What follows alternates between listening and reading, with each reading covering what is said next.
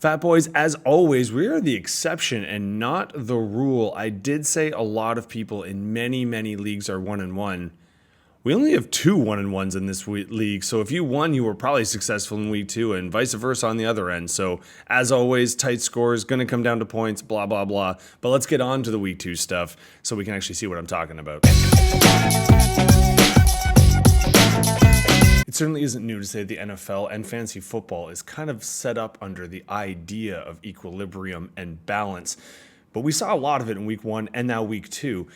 If you won your week 1 matchup, or even if you were in the green, I know I made a huge stink about this, but you probably had a Jet, a Bill, or a Raven, because those are only really the 3 games where people went off. And if you had those teams going into week 2, you probably lost, meaning that you're 1-1, unless it was Cook and Lamar who did just fine. But even Allen in a winning effort for Buffalo, massively underwhelming performance.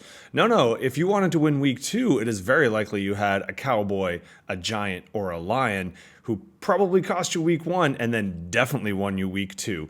Most of the takeoff performances, especially the surprising ones, came from that game. Detroit especially, an onslaught. And if we're looking at the Campbell-Johnson rivalry here, and if you don't think it was a rivalry, Detroit was up by a few touchdowns and they still went for it on 4th down. That's a bit of a statement, so bear that in mind if and when they ever play each other again. Although, let's be honest, it's not going to be this year. I don't think both of those teams are going to make the playoffs, at least put it that way to be nice. The other kind of standing issue, aside from balance, is certainly the imbalance of the injuries. Now, again, I could not be knocking on wood hard enough, as in several leagues I have McCaffrey, but running back so far has not been the position where people go down. Yes, a couple wide receivers and certainly a noticeable tight end, but obviously quarterbacks is definitely the story. Now we've got Burrow, Purdy, JJ, Daniels, Fields, all either questionable or definitely out for week 2. Burrow for a longer time than that. And a little bit of a pet peeve of mine is sometimes when we give an injury a name, it's like hamstring strain. Technically, it's not really a strain. You've actually tore one of the 3 hamstring muscles, but it makes it sound a little softer. But no softer injury than turf toe that sounds like pinky nail replacement. But it's actually insanely painful. It is a full joint sprain, and it's really hard to plant anything on your foot, which is why if you're wondering why Burrow, they're saying, might be out for longer periods of time, it is not anything that is a mild ding. If you're looking at week 2 as well, just kind of reflecting on who's green and who's red, like I said, the best game of the week by far, surprisingly, was Dallas and the Giants. It certainly was not the Super Bowl rematch that people were hoping to be electric. I mean, for Kansas City, I barely mentioned them, and they're kind of not worth mentioning. I mean, sure, they're probably still going to make it, but 0-2 is pretty epic. Mahomes is fine, but I mean, one of his only receivers, and I whenever you're going to insult Travis Kelce, I get there's going to be a handful of Taylor Swift people. I am not saying it is connected to the fact that he got engaged, but since he's been engaged, he's coughed up at least one big play a game, essentially costing them both games. He dropped a pretty key one in week 1, and he didn't just drop, but kind of coughed it up to Philadelphia in week 2, which if you think one touchdown or one possession wasn't a huge deal, Philly if you haven't watched them, they're not kind of worth watching yet. They're like sitting with the new offensive in these massive jet engines and just taxiing around the airline. Hurts has not even thrown for a touchdown yet this year. And I know that's only 2 games, but go ahead and look at every other quarterback that has thrown for at least one. That's an offense that just hasn't gone off the ground, to carry on with my B-plus metaphor. Either way, heading into week 3, it's going to be tough to figure out exactly where we're going with or what's the plan. I do think if you've been watching a lot of the games, one of the other just kind of stories that you might be curious about, field goal kickers, why are they scoring so much more points? Well, the kickoff rules is a little bit messed up to essentially, if you are in Dallas, if you get a touchback and a first down, Aubrey actually has a shot. Dan Aubrey is to kicking what Happy Gilmore should have been to golf if it was real. He's just got this huge leg that suddenly has changed the game. Is that going to change our watching experience? Probably not. And do I have any idea what's coming up with week 3? Nah. Remember I said in an intro before, after 2 weeks last year, we thought the Saints were going to have a dynamite offense. So right now, courses can still change. We can't base too much on it. Now, we are probably looking at our rosters and trying to think, is this something that's going to be for the rest of the year, or are they going to snap out of it? Only time will tell, and clearly I have no clue. So let's just jump ahead and look at the scores from week 2. Waylon is on the top of the heap of the 2-0s. And as you notice, like I said before, top 4 do get there. So this is actually quite an accomplishment. 161, huge for our league. That's big points for us.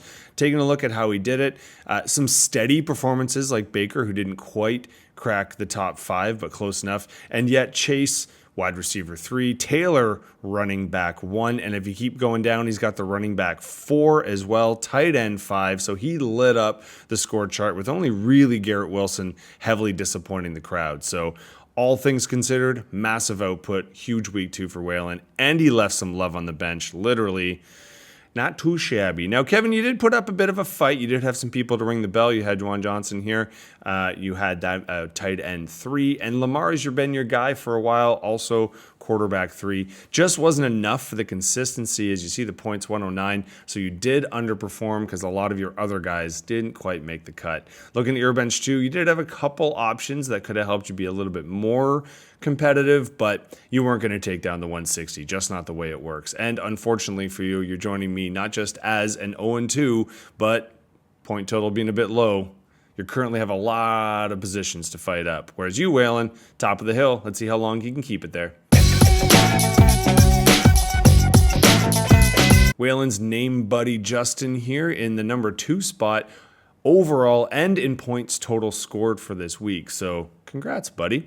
How you did it, again, a lot of consistency as well, although you had a few more valleys and your peaks not quite as high, but St. Brown was the wide receiver 2. Cook was the running back 2, and you did have the aforementioned Happy Gilmore in your kicker. He was the kicker 1, not surprisingly. On your bench, few points, few options, Goff being the big one. He was the quarterback 1 on the week. So maybe you could have been the overall number 1 this week. Not so sure. On the receiving end here, Chaz, sorry, buddy. Burrow going out is a huge ding. Harrison not having the good week 1, or at least your boy, though. Romaduze there, wide receiver 4. Got to be pretty happy with that. HN, running back 3. We all know when healthy, he's a wrecking ball. And so far, he's one of the few shining spots of that offense. Waddle potentially being the other one. I don't know. Let's see how long that lasts. Your boy was on the bench, so maybe that's going to be your backup starting week 3 and you just go all in on the Bears, but let's see how you play it. In the meantime, brother, you're in the 0-2 club. Justin, like I said, 2-0. Second best right now in the league. We only had 2 1-on-1s. Ben, you are sadly one of them this week. In one of our tighter matchups, you held strong. Neighbors was the wide receiver 1 and did carry the torch for you, because if you look at the rest, more disappointing than not, especially your boy Henry. The fact that your number 1 like that could have an off week and you still win, can't be super upset about that. Baltimore certainly helped your cause by being the defense 2 this week. Your bench, at least you got some options going through. No one that cracked the top 5, but certainly people that can give you points. Ben, on your side, the bench was slightly less impressive. So was the team to a point, but you still had some good performances. A lot of people that didn't quite ring the bell on the top 5, but got you a ton of points, right? I mean, Gibbs, Puka Nacua. I mean, your top 4 here, I think those are weeks that you would take for the most part. Maybe Murray, not so good. But like I said, you didn't have a whole lot of bench options. Could have just been that your week was not quite, you didn't have any of those big games that I talked about before. So I wouldn't hit the reset button too fast. 1-1, and the best of the 1-1s, still not too shabby. Will, 2-0 normally is going to be top 2. Top 4, though, I'll take it for now if I were you. Another 2-0, but this time someone else joining the 0-2 club. So Jake, congratulations. Your boy didn't do amazing in Allen. That's going to be one of his down games, which do happen from time to time. However, good to not always draft yourself. Your tight end was the tight end 1. That's kind of it. You did have a few other, obviously, you got to be happy with some of the performances, but nothing just stand out. Certainly good enough to get you there. Made all the right decisions on the bench. As opposed to Rathwell, you did have Drake May, who was the quarterback 4, just sitting there, whose points meant nothing to you.